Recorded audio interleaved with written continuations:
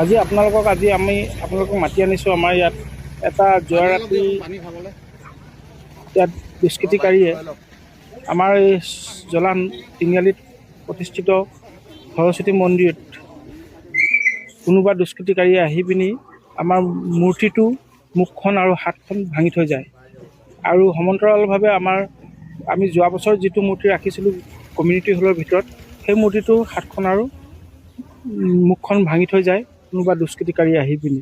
গতিকে আমাৰ এই অঞ্চল এটা শান্তিপ্ৰিয় অঞ্চল। আমি সকলোৱে মিলিজুলি ইয়াত এই মন্দিৰটো প্ৰতিষ্ঠিত কৰিছিলোঁ ছাত্ৰ ছাত্ৰীসকলৰ কাৰণে। আমাৰ ইয়াত সুন্দৰভাৱে পূজা অনুষ্ঠিত কৰি যায়।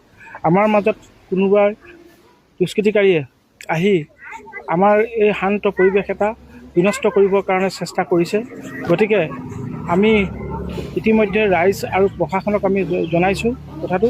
আপোনালোকক মিডিয়াৰ যোগেদি আমি সকলো ৰাইজক জনাব বিচাৰিছোঁ যে আমি সকলোৱে সাৱধান হ'বলৈ হ'ল।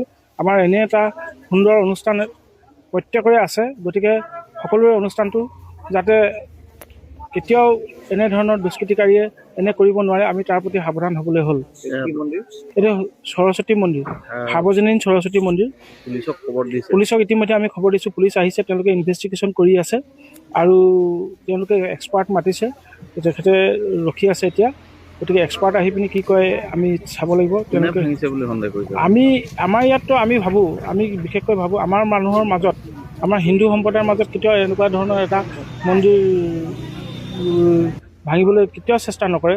কিন্তু এইটো এটা দুষ্কৃতিকাৰী আৰু আমাৰ সমাজত বিশৃংখল সৃষ্টি কৰিবৰ কাৰণে, পৰিৱেশ বিনষ্ট কৰিবৰ কাৰণে নিশ্চয় কৰিছে বুলি আমি অনুভৱ কৰিছোঁ। শান্তি সম্প্ৰীতি ভংগ কৰিবৰ কাৰণে এইটো এটা সৃষ্টি কৰিছে বুলি আমি ভাবোঁ।